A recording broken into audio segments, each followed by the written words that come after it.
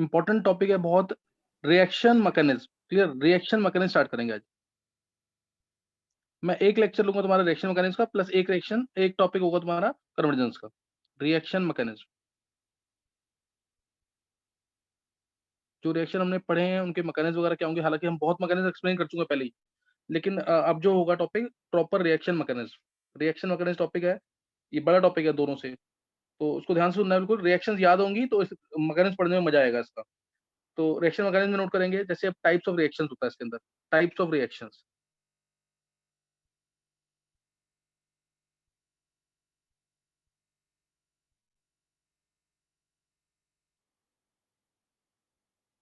Types of reactions. तो types of reaction कौन कौन सी है वो नोट करेंगे, इसके बाद इंट्रोडक्शन होगा इसका, फिर स्टार्ट करेंगे इसका। टाइप्स ऑफ रिएक्शंस, जैसे मैं बात करूं पहले इसमें टाइप्स ऑफ रिएक्शंस, इसमें जैसे सब्स्टिट्यूशन रिएक्शंस।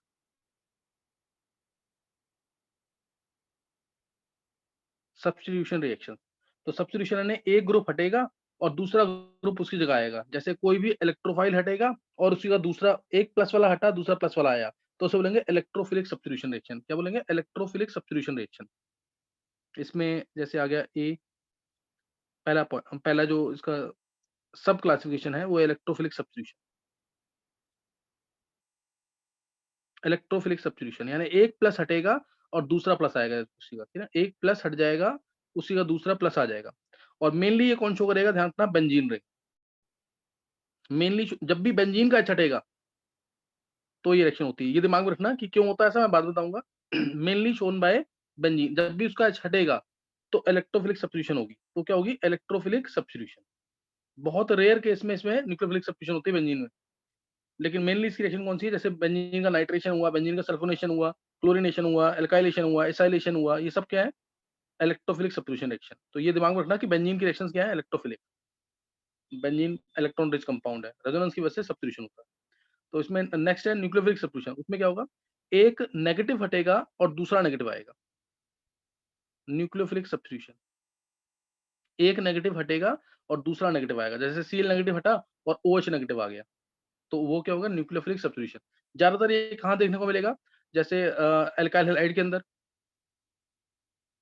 एल्काइल हैलाइड के अंदर ये पता होना चाहिए। हैलाइड आयन हटेगा तो क्या हो जाएगा? Nucleophilic substitution. वो SN1 भी हो सकता है, SN2 भी हो सकता है, SNI भी हो सकता है, बहुत सारे मैकेनिज्म है उसके। SNI भी हो सकता है, ARSN1, ARSN2, इस तरह से काफी सारे मैकेनिज्म इसके। एल्काइल हैलाइड के अंदर होगा, एल्कोहल्स के अंदर होगा, और most important acid and acid derivatives के अंदर इनकी पॉसिबिलिटी होगी, है ना? एसिड एंड एसिड डेरिवेटिव्स के अंदर क्या होगा? न्यूक्लियोफिलिक सब्स्टिट्यूशन वगैरह क्या चलेगा? Nucleophilic substitution reaction. उसके बाद फ्री रेडिकल सब्स्टिट्यूशन, एक रेडिकल हटेगा, फ्री रेडिकल हटेगा, एक रेडिकल हटेगा और दूसरा रेडिकल आ जाएगा उसमें। Free radical substitution. Free radical substitution, एक रेडिकल हटेगा, कोई भी, जैसे H रेडिकल हटा उसकी जगह Cl रेडिकल आ गया, या उसकी जगह Br रेडिकल आ गया। और जो मोनोटॉमिक स्पीसीज होते हैं, जो मोनोटॉमिक फ्री रेडिकल्स होते हैं, मोनो एटॉमिक फ्री रेडिकल्स जो होते हैं, उनका स्टेबिलिटी ऑर्डर होता है directly proportional to size. Stability of, ये मैं यूज करूंगा टर्म आगे जाकर, stability of monatomic free radicals. Monoatomic free radical directly proportional to size. जैसे अगर मैं एक एग्जांपल ले लेता हूँ जिसका मैं यूज करूंगा बाद में, I radical, B, I radical, Br radical, Cl radical, F radical और H radical. Order of stability क्या होगा इनका? Order of stability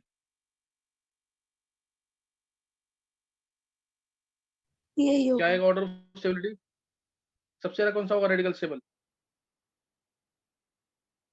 I radical. I radical. और H रेडिकल ध्यान रखना, इसीलिए H रेडिकल तो बनेगा ही नहीं, जैसे ही बनेगा वैसे ही कंबाइन करने की कोशिश करेगा, जैसे ही बनेगा वैसे ही कंबाइन करने की कोशिश करेगा। H रेडिकल का दिमाग रखना, ये हर रिएक्शन में मैं ऐसे ही करूंगा H रेडिकल का, कि जैसे ही बना इमीडिएटली क्या करेगा? कंबाइन करने की कोशिश करेगा, बॉन्ड स्ट्रॉन्ग बनाएगा। तो ये ध्यान रखना इसके अंदर। ऑर्डर ऑफ ये क्या stability order of mono atomic free radicals. तो ये 3 सब्स्टिट्यूशन रिएक्शंस हैं। 3 क्या हैं? Substitution reactions. Electrophilic substitution E+ हटा, दूसरा E+ आया। न्यूक्लियोफिलिक सब्स्टिट्यूशन एक Nu नेगेटिव हटा, दूसरा Nu नेगेटिव आया। Free radical substitution. ये एक रिएक्शन हो गई। मतलब एक-एक रिएक्शन पढ़ने में 5-5 6-6 घंटे लगेगा। तो ये इंपॉर्टेंट है। 11-12 सारी रिएक्शंस कवर होंगी इसके अंदर, है ना? 11-12 की सारी रिएक्शंस कवर होंगी। नेक्स्ट नोट करेंगे जैसे ऐसे ही एडिशन रिएक्शंस। ऐसे ही क्या आएगा? Addition reactions. सेकंड, ये पहला रिएक्शन हमने कर लिया substitution, next it is addition reaction.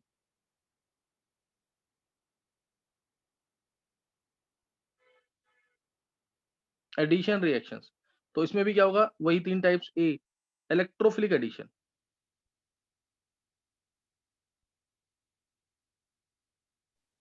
Sir electrophilic यानी ऑक्सीजन एक वेटिंग रूम में है। हाँ, सर ऑक्सीजन वेटिंग रूम में है शायद। अच्छा एक मिनट।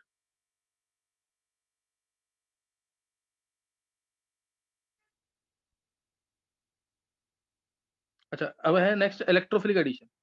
इलेक्ट्रोफिलिक एडिशन, इसमें क्या होगा? एक इलेक्ट्रोफाइल, इलेक्ट्रोफाइल पहले ऐड होगा फिर न्यूक्लियोफाइल ऐड होगा। इलेक्ट्रोफाइल पहले ऐड होगा फिर न्यूक्लियोफाइल ऐड होगा।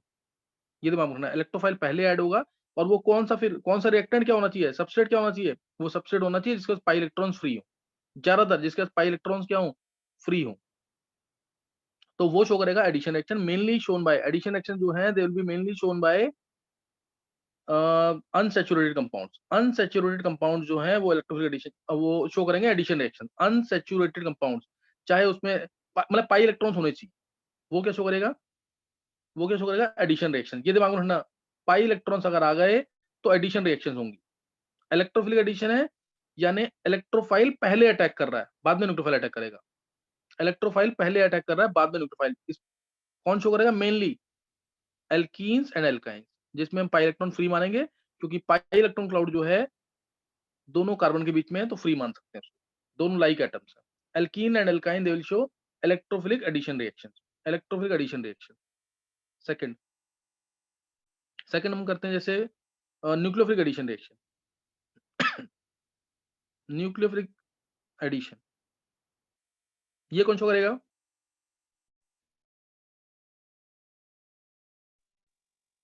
सर न्यूक्लियोफाइल ऐड ये होगा कौन शो फिर करेगा? इलेक्ट्रोफाइल। इसमें पहले न्यूक्लियोफाइल ऐड होगा फिर इलेक्ट्रोफाइल अटैक करेगा। पहले न्यूक्लियोफाइल फिर इलेक्ट्रोफाइल, यानी इनके पास इलेक्ट्रॉन डेफिशिएंसी ज्यादा होगी। वो कब होगी? जब पाई इलेक्ट्रॉन्स किसी एक एटम के पास ज्यादा जा रहे हो। कब जाएंगे ज्यादा? जब कार्बन ग्रुप टाइप का हो, जो पोलर ग्रुप हो। एल्कीन तो non polar, alkyne non polar, लेकिन इसमें क्या होगा? पोलर ग्रुप प्रेजेंट होगा, जैसे aldehydes and ketones. Typical reaction है इनकी, एल्डिहाइड कीटोन्स की।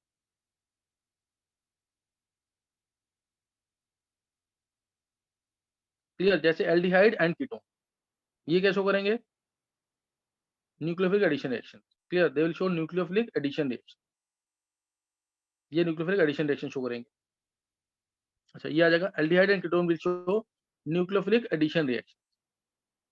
थर्ड, ये याद रख लेना कैसे, मैं रीजन भी दे रहा हूँ उसके अंदर, और ये मैंने बता भी रखा तुम्हें जब मैंने इलेक्ट्रोफाइल न्यूक्लियोफाइल पढ़ाया था। न्यूक्लियोफिलिक एडिशन रिएक्शन शो करेंगे। Clear? Nucleophilic addition reaction aldehyde और कीटोन, क्योंकि इनके अंदर पाई इलेक्ट्रॉन क्लाउड क्या है? अनसिमेट्रिकली डिस्ट्रीब्यूटेड है। इसमें पाई इलेक्ट्रॉन क्लाउड क्या है? सिमेट्रिकली डिस्ट्रीब्यूटेड है एल्कीन एल्काइन में, तो इस वजह से ऐसा होता है। अच्छा नेक्स्ट आया फ्री रेडिकल।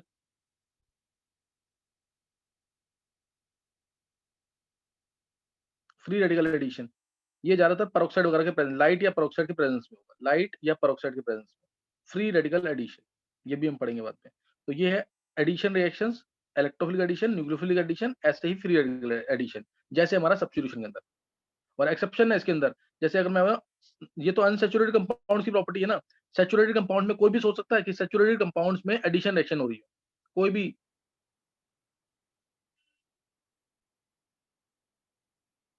कोई भी एग्जांपल दो, सैचुरेटेड कंपाउंड हो और उसमें एडिशन हो रही हो, या अनसैचुरेटेड हो लेकिन लेकिन उसमें सब्स्टिट्यूशन हो रहा हो।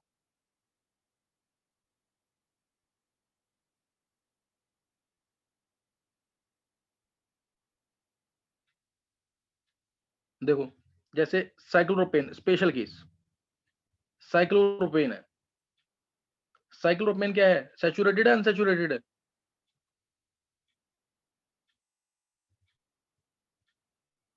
सैचुरेटेड। सैचुरेटेड है अपने हाई एंगल स्ट्रेन की वजह से।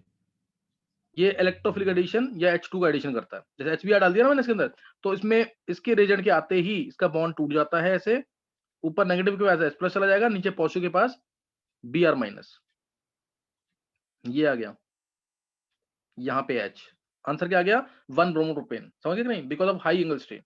या इसके अंदर मैं अगर Br2 ऐड कर दूं, Br2 भी ऐड कर दूंगा CCl4 के अंदर, तो भी इसके अंदर अनसैचुरेशन जैसी वाली रिएक्शन होगी, यानी 2 Br लग जाएंगे, एक Br ऐसे और एक Br इस तरीके से Br2 ऐड करने पर भी। तो ये सैचुरेटेड कंपाउंड है, लेकिन क्या शो कर रहा है, एडिशन रिएक्शन। और ऐसे ही इसके अंदर H2 भी ऐड कर दिया अगर, तो साइक्लोप्रोपेन आंसर, साइक्लोप्रोपेन आंसर क्या आ जाएगा, सॉरी प्रोपेन आंसर आ जाएगा, प्रोपेन आंसर आ जाएगा इसके अंदर। तो ये एक्सेप्शन केस है, ये भी याद रखना, ये भी रिएक्शन पूछी हुई ऑब्जेक्टिव में, तब सोच नहीं पाते कि क्या होगा, सही ना। तो ये जैसे साइक्लोप्रोपेन में Br2 डाला तो ज्यादातर आंसर ये मार्क कर देते हैं, Br लग गया, ये गलत हो जाएगा फिर, सही ना। तो ये ध्यान रखना इसके अंदर। और जैसे बेंजीन है, बेंजीन में मैंने तुम्हें क्या बोला कि वो शो करता है क्या, इलेक्ट्रोफिलिक सब्स्टिट्यूशन, लेकिन इसमें एडिशन होता है, ऐसा नहीं कि बिल्कुल नहीं होता है एडिशन। जैसे अगर मैं इसमें 3H2 डाल दूं तो क्या मिल जाएगा, ये पढ़ रखा है ना, 3H2 निकल, क्या मिल जाएगा यहाँ पे, नहीं याद, साइक्लोहेक्सेन। इसमें अगर मैं 3Cl2 डाल दूं यूवी लाइट में तो क्या मिलेगा, बोलो रितिका, 3Cl2 यूवी लाइट, सबको पता होना चाहिए। Sir BHC। Sir lindane C6H6। हाँ बिल्कुल सही, BHC और गैमेक्सिन और लिंडेन, 1 2 3 4 5 6 हेक्साक्लोरोसाइक्लोहेक्सेन। तो ये भी तो एडिशन है, जबकि बेंजीन रिंग थी। तो ऐसा नहीं कि बहुत टिपिकल एक्सेप्शन होती है सब में, 6 कार्बन 6 हाइड्रोजन 6 क्लोरीन, तो 1 2 3 4 5 6 हेक्साक्लोरोसाइक्लोहेक्सेन। समझे कि नहीं। तो ये एक्सेप्शन ऐसी आएंगी, मैं आगे भी बताऊंगा। ये दूसरी टाइप की रिएक्शन है, एडिशन रिएक्शन जो हमने स्टडी करनी है, ये एडिशन रिएक्शन है जो हमने स्टडी करनी है। नेक्स्ट आ गया जैसे फिर आ गया एलिमिनेशन रिएक्शन, ये तीसरा सबसे लार्ज वाला क्लासिफिकेशन, थर्ड। ऐसे ही उसमें भी जो भी मैंने इलेक्ट्रोफिलिक एडिशन बताया, ये भी हर एक रिएक्शन 5-5 6-6 घंटे की होगी कम से कम, तो उसमें टाइम लगेगा। नेक्स्ट चलेगा elimination reaction, third elimination reaction.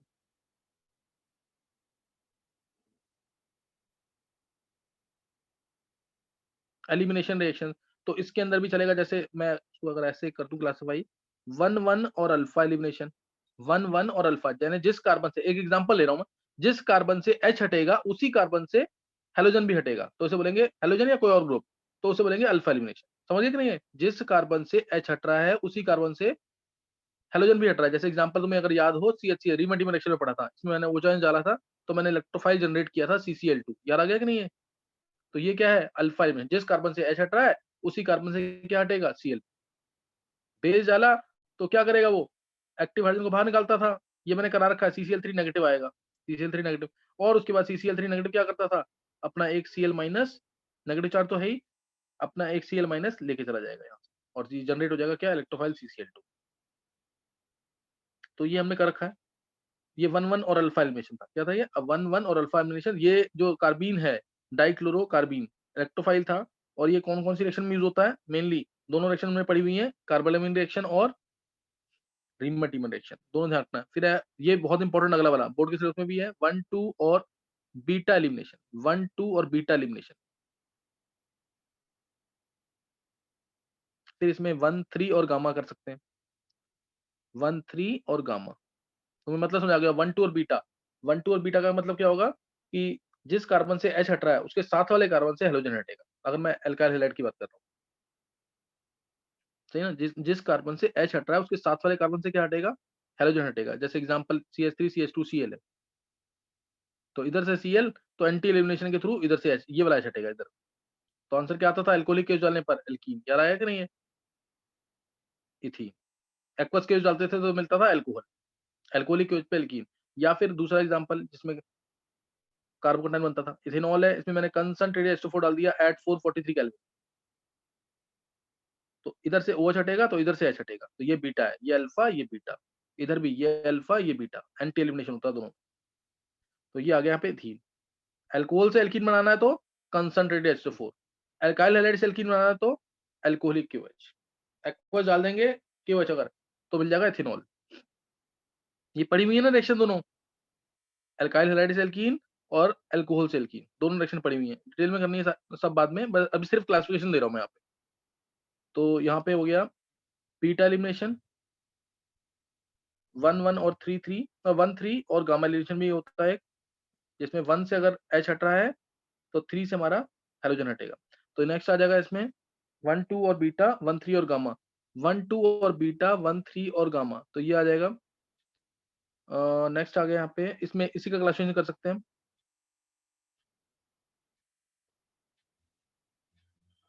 इसमें आ जाएगा जैसे 1 2 और बीटा एलिमिनेशन, 1 2 और बीटा एलिमिनेशन, तो इसमें हमारा क्लासिफिकेशन जो है इस तरीके से है, जैसे E1 रिएक्शन होगी, E1 elimination unimolecular, elimination unimolecular, जिसमें हमारा हमेशा सेडजर्स रूल फॉलो होगा, सेडजर्स रूल फॉलो होगा। ये कराया हुआ मैंने सेडजर्स रूल अभी कि नहीं? नहीं कराया तो आगे डिटेल में पढ़ेंगे।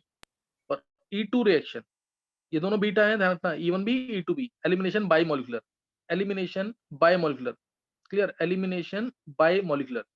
इसमें हमारा सेडजर्स रूल ही फॉलो होगा, 4 केसेस छोड़ देना बस, 4 केसेस इंपॉर्टेंट वाले हैं जिसमें हॉफमैन एलिमिनेशन होगा, सेडजर्स एलिमिनेशन ही होगा इसमें भी, 4 केसेस छोड़ करके। वो 4 केसेस क्या हैं? जब पुअर लिविंग ग्रुप आ जाए, या बल्कि लिविंग ग्रुप आ जाए, बल्कि बेस आ जाए, या फिर गामा से एलिमिनेशन हो रहा है। Gamma gamma quaternary carbon atom जो है, गामा जो है उस पे वो क्वाटरनरी हो, गामा कार्बन एटम क्वाटरनरी हो तब होगा, गामा कार्बन एटम क्वाटरनरी हो। तो ये 4 केसेस हैं, वो डिस्कस करेंगे बाद में। अच्छा, अब है इसमें E1CB, एक है एलिमिनेशन कॉन्जुगेट बेस यूनिमोलिकुलर, जो मैंने, अगर मैंने एल्डोल कंडेंसेशन पढ़ाई है, एल्डोल कंडेंसेशन, तो उसमें यूज किया होगा ये word, elimination conjugate base unimolecular, जिसमें कार्बन आयन इंटरमीडिएट होता है, जैसे इसमें C+ इंटरमीडिएट होता है कार्बोकेटायन, इसमें ट्रांजिशन स्टेट आती है। इसमें क्या आती है? ट्रांजिशन स्टेट, ये बताया हुआ है ट्रांजिशन स्टेट क्या होती है, काइनेटिक्स में जब पढ़ाया था तो बताया था मैंने, ट्रांजिशन स्टेट आएगी इसमें, और इसके अंदर कार्बन आयन बनता है, कार्बन आयन, और इसमें हमेशा हॉफमैन एलिमिनेशन होगा, यानी जो सेडजर प्रोडक्ट बन रहा है उसके ऑपोजिट प्रोडक्ट बनेगा, Hofmann elimination, clear, Hofmann elimination होगा, हॉफमैन एलिमिनेशन, E1CB, और 1 3 और गामा ये भी पढ़ेंगे, जिसमें जैसे इस टाइप का क्वेश्चन आएगा कुछ,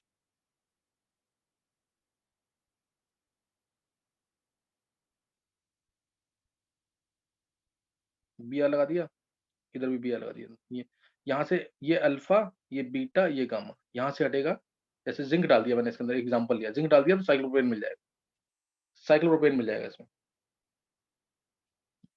समझिए कि नहीं? तो ये मतलब कुछ ऐसा होता है, इसके अंदर ये इलेक्ट्रॉन लेके गया, यहाँ प्लस आया, प्लस को जिंक ने अपने 2 इलेक्ट्रॉन दे दिए, तो ये नेगेटिव बन जाएगा, जब 2 इलेक्ट्रॉन मिलेंगे तो प्लस का क्या बन जाएगा? नेगेटिव। अब ये इलेक्ट्रॉन लेके जाएगा तो पॉजिटिव नेगेटिव बॉन्ड बना करके साइक्लोप्रोपेन बना देंगे, और ZnBr2 बाहर निकल जाएगा, ZnBr2 बाहर निकल जाएगा, माइनस ZnBr2। तो ये 1 3 और गामा है, 1 3 और गामा एलिमिनेशन।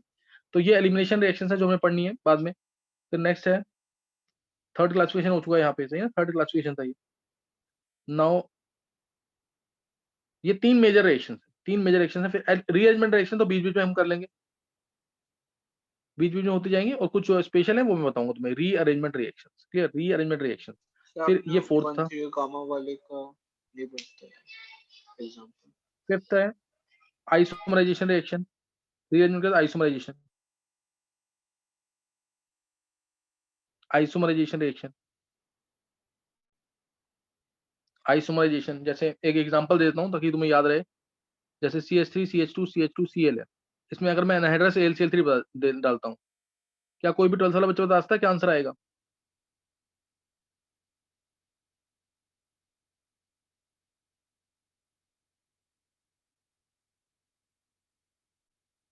एनहाइड्रस AlCl3, हल्का सा पानी डालते हैं इसके अंदर, एनहाइड्रस AlCl3, कोई भी 12th वाला बच्चा बता सकता है आंसर क्या आएगा?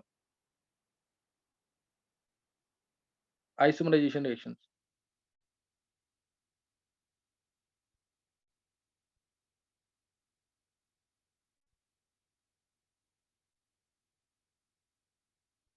नहीं, देखो इधर इसमें सेकंड पे हैलोजन आ जाएगा।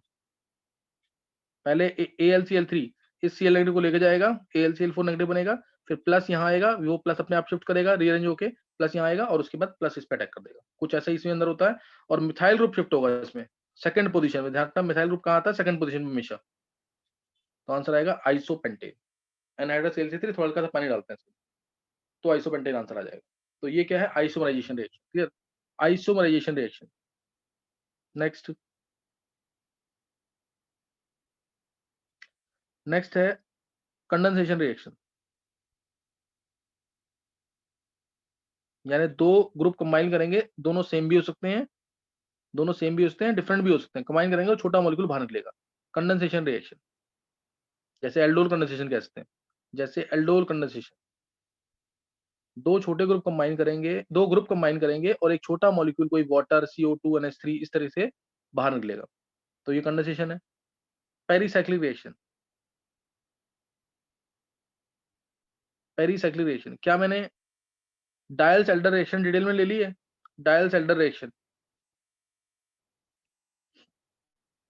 डिटेल में तो नहीं ली थी, बट आपने ओनली रिएक्शन बताई थी। अच्छा रिएक्शन बता दी। चलो ये है pericyclic reaction. Clear? Pericyclic reaction. और लास्ट ये था 6th, ये 7th और 8th। नेक्स्ट है पॉलीमराइजेशन। ये तो पूरा चैप्टर ही है पॉलीमर चैप्टर। पॉलीमराइजेशन रिएक्शन,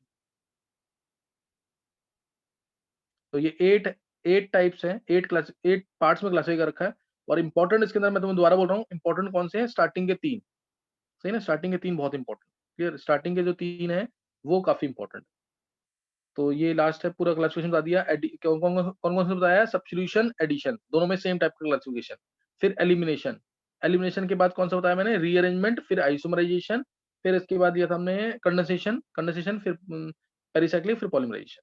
ये 8 टाइप्स के जो है मैकेनिज्म में स्टडी करते हैं। तो इसमें भी कुछ बातें हैं वो नोट करेंगे अब।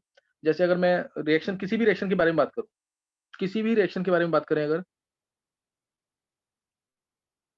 तो उस रिएक्शन के अंदर एक होगा सबस्ट्रेट। ध्यान देना, ये कंसेप्ट होगा हर रिएक्शन के अंदर, ज्यादातर रिएक्शन में यही कंसेप्ट चलेगा। सबस्ट्रेट होगा, एक सबस्ट्रेट होगा जिसके ऊपर अटैक होगा, और साथ में होगा एक रेजेंट जिसको हम बोलते हैं attacking Regent. Attacking Regent substrate होगा, सबस्ट्रेट होगा जिसके which is being attacked. Clear? Which is being attacked, being attacked, इस पे अटैक होगा और ये अटैकिंग रेजेंट है। अगला साथ में क्या है इसका? अटैकिंग रेजेंट, ये अटैक करेगा, it attacks, this will attack.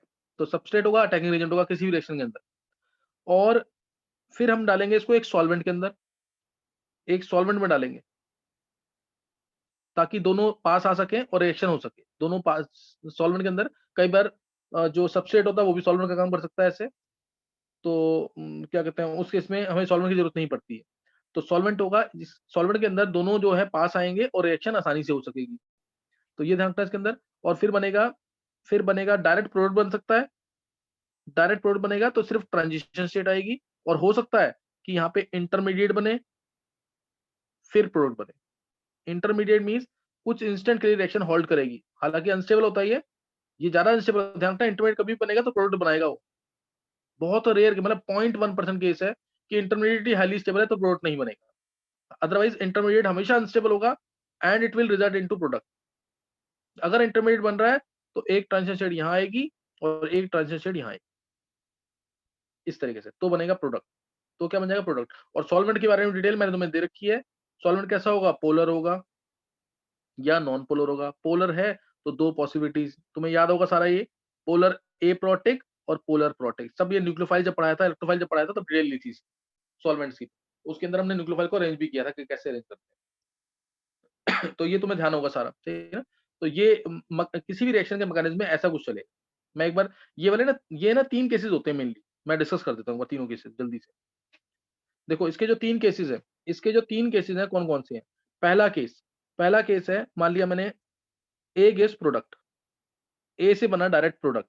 तो इस केस में क्या कोई इंटरमीडिएट बना? ये कौन सी रिएक्शन है? One step reaction. One step, single step reaction है ना, ये वन स्टेप रिएक्शन है। इसमें सिर्फ क्या होगा इसमें क्या होगा, in this we have only transition state, इसके अंदर ट्रांजिशन स्टेट होगी, इसमें क्या होगी, ओनली ट्रांजिशन स्टेट। जैसे मैं आगे पढ़ाऊंगा SN2 मैकेनिज्म, उसमें आएगा ऐसा, SN2 E2 इस तरीके से, समझ गए कि नहीं?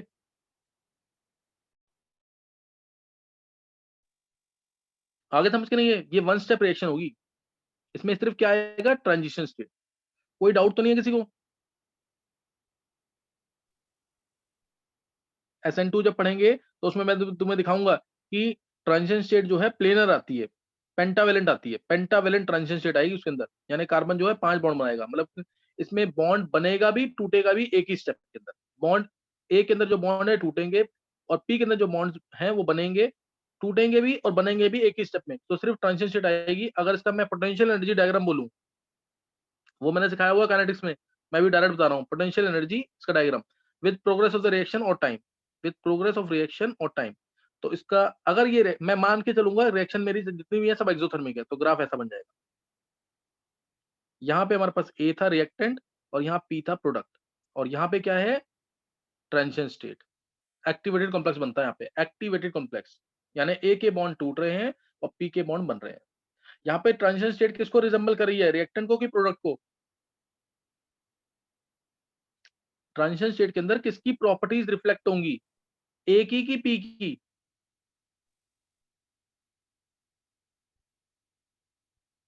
बोलो यहाँ पे ट्रांजिशन स्टेट में किसकी प्रॉपर्टीज रिफ्लेक्ट होंगी, ए की पी की?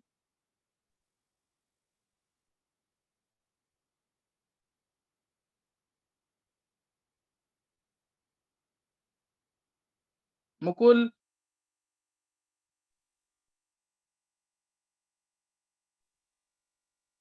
ये भी मैंने टर्म ली हुई है पहले, किसकी प्रॉपर्टीज रिफ्लेक्ट होंगी यहाँ पे?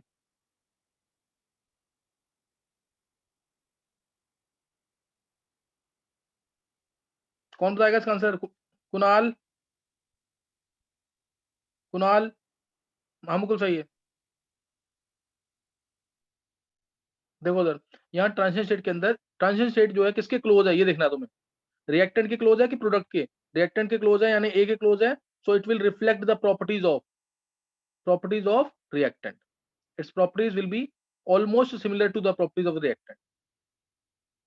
समझे, जिसके क्लोज है, ये है ना एनर्जी में इसके क्लोज है, तो इसलिए इसकी प्रॉपर्टी रिफ्लेक्ट करेगा। मान लो अगर मैं, चलो मैं रिएक्शन मान लेता हूँ एंडोथर्मिक थी, जैसे एलिमिनेशन रिएक्शन हुई कोई, इथेनॉल से इथीन बना है, इथेनॉल से इथीन बना है, तो पोटेंशियल एनर्जी, मैं एक एग्जांपल ये ले रहा हूँ, अदरवाइज मैं सब में क्या मानूंगा, एंडोथर्मिक रिएक्शन। तो यहाँ पे रिएक्टेंट होगा ए, यहाँ होगा प्रोडक्ट, ये ग्राफ सब डिटेल में एक्सप्लेन किया हुआ है। तो अब इस केस में ट्रांजिशन स्टेट में किसकी प्रॉपर्टीज रिफ्लेक्ट होंगी, P. ट्रांजिशन स्टेट में इसकी प्रॉपर्टीज रिफ्लेक्ट होंगी पी की, समझिए कि नहीं है? तो ये तो कोई इजी सा पार्ट है बिल्कुल। इसको ना, इसको एक नाम दिया हुआ, हेमंड्स साइंटिस्ट था, इसने बताया था, हेमंड्स पोस्टुलेट कहते हैं इसको, ये मैंने पहले भी वर्ड यूज किया हुआ,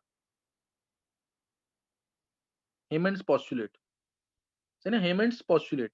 ये क्या कहता है, ये क्या देता है, इट गिव्स इन, हेमंड्स जो है इसने इंफॉर्मेशन दी regarding transition state, Hammond's gave information regarding transition state. He gave information regarding transition state. In case of exothermic reaction, transition state will reflect the properties of reactant. In case of exothermic reaction, transition state will reflect the properties of reactant. In case of endothermic reaction, transition state will reflect the property of product. नहीं समझ आया ये? बोलो clear हुआ कि नहीं ये?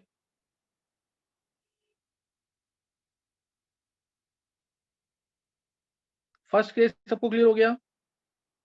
तो एक्सोथर्मिक रिएक्शन है तो ट्रांजिशन स्टेट, हाँ, ट्रांजिशन एक्सोथर्मिक रिएक्शन है तो ट्रांजिशन स्टेट रिफ्लेक्ट करेगी प्रॉपर्टीज ऑफ रिएक्टेंट, और अगर एंडोथर्मिक रिएक्शन है तो ट्रांजिशन स्टेट रिफ्लेक्ट करेगी प्रॉपर्टीज ऑफ प्रोडक्ट। तो इस चीज को ध्यान रखना है। और मैंने ग्राफ बता दिया, ये एक्सोथर्मिक रिएक्शन के लिए ग्राफ था, ये एंडोथर्मिक के लिए।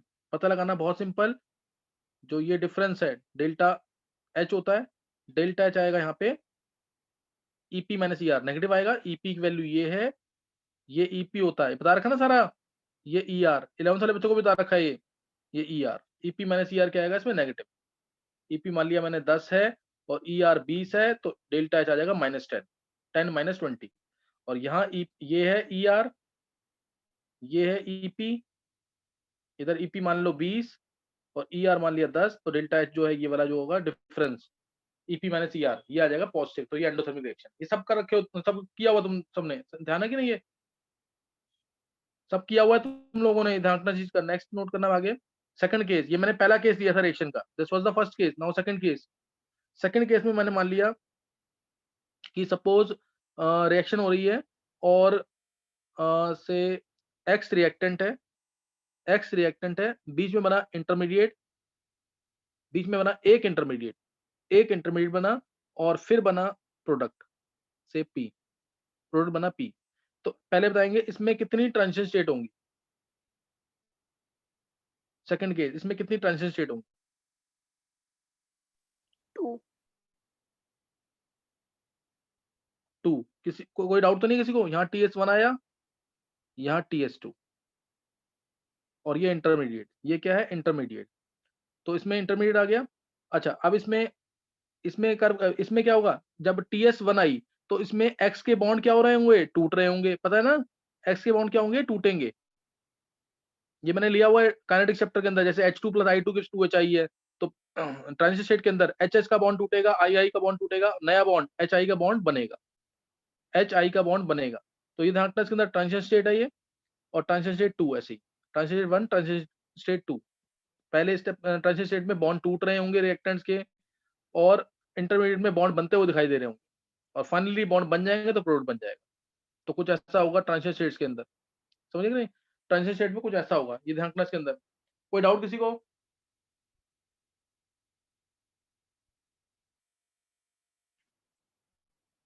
कोई डाउट तो नहीं है? नहीं है सर।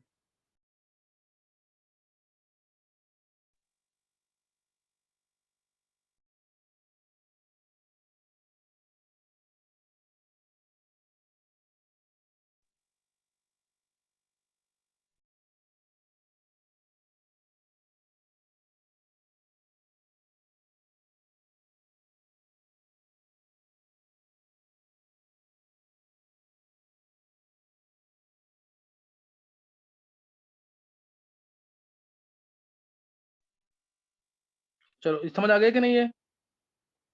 चलो, ये क्लियर हो गया ना। अब नेक्स्ट देखेंगे, तो इसका ग्राफ अगर बनाना है, पोटेंशियल एनर्जी डायग्राम, तो और जनरली देखो, इंटरमीडिएट तो कम स्टेबल होगा ही, तो इसकी एनर्जी क्या होगी? ज्यादा होगी।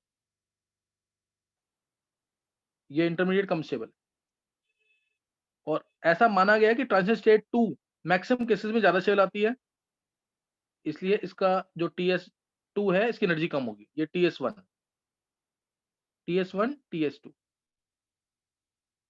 और यहाँ पे क्या है? इंटरमीडिएट IN, यहाँ पे X है, यहाँ पे P है। कोई डाउट किसी को?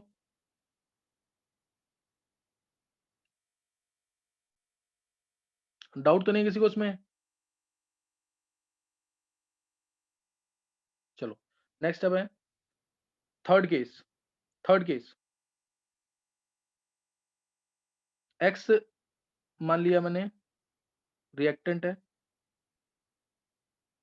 इंटरमीडिएट पहला, इंटरमीडिएट 1 आया, इंटरमीडिएट 2 आया, 3 भी हो सकता है, मैं 2 ही ले रहा हूँ अभी, और ये प्रोडक्ट आया, ये प्रोडक्ट आया। इसका तुम एनर्जी लेवल डायग्राम बना लोगे ना इसका? क्या आएगा एनर्जी लेवल डायग्राम? चलो एक काम करो, इसका TS1, ये TS2, ये TS3, इसमें तुम ना 2-3 क्वेश्चन सॉल्व करो जल्दी से बताओगे तुम। इसके अंदर मिनिमम और मैक्सिमम, इसके अंदर मिनिमम और मैक्सिमम ट्रांजिशन स्टेट्स क्या आएंगी? ग्राफ तो मैं बता देता हूँ इसका। ग्राफ बनाना बहुत सिंपल है। इसका पोटेंशियल एनर्जी है, और ये टाइम कह लो, और ये कंफर्म है कि इंटरमीडिएट 1 बना और इंटरमीडिएट 2। अगर इंटरमीडिएट 1 से इंटरमीडिएट 2 बन रहा है, तो इंटरमीडिएट 2 जो है ज्यादा स्टेबल रहा होगा, तो ही ये बना है। इंटरमीडिएट 2 ज्यादा स्टेबल रहा होगा तो ही बना है ना, इसीलिए इसकी एनर्जी कम होगी। ये जनरली क्या होगा? ये भी मोर स्टेबल, तभी ये बन रहा है, नहीं तो नहीं बनता। तो इसमें जो कर्व है, अगर एक्सोथर्मिक रिएक्शन मानते हैं हम,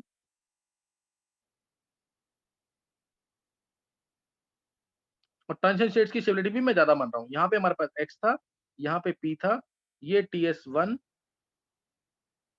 ये IN1, ये IN2 ज्यादा स्टेबल है तो एनर्जी कम, ये TS2, ये TS3। कोई डाउट किसी को? कोई डाउट तो नहीं है? नो चलो अब 1 मिनट का टाइम है, तो मेरे को ये बताओ इसमें मिनिमम ट्रांजिशन स्टेट्स कितनी होंगी और मैक्सिमम कितनी होंगी दोनों केसेस में भी? इसमें भी, दोनों केस में, इसमें भी और इसमें भी मिनिमम और मैक्सिमम ट्रांजिशन स्टेट कितनी होंगी? फास्ट, है ना? मिनिमम और मैक्सिमम ट्रांजिशन स्टेट्स कितनी होंगी? फास्ट निकालना आंसर थोड़ा।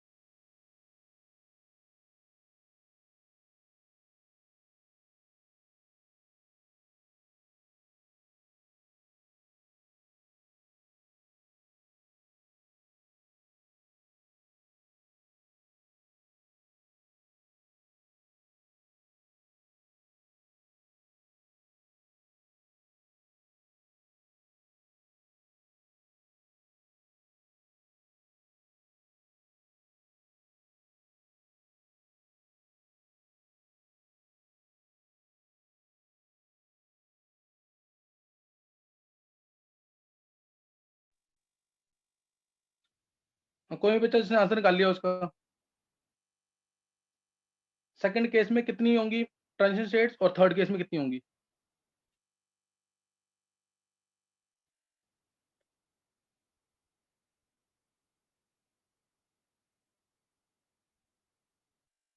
बोलो।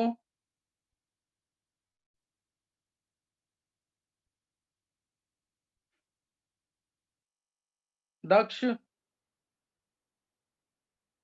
दक्ष आंसर बोल।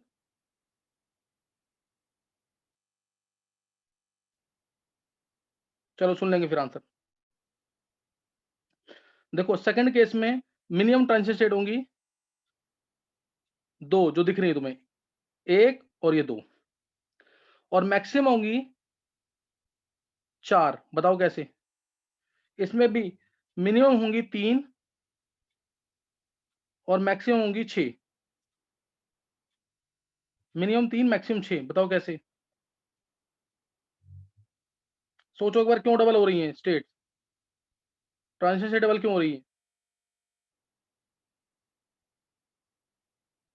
क्यों डबल हुई है ट्रांजिशन स्टेट्स?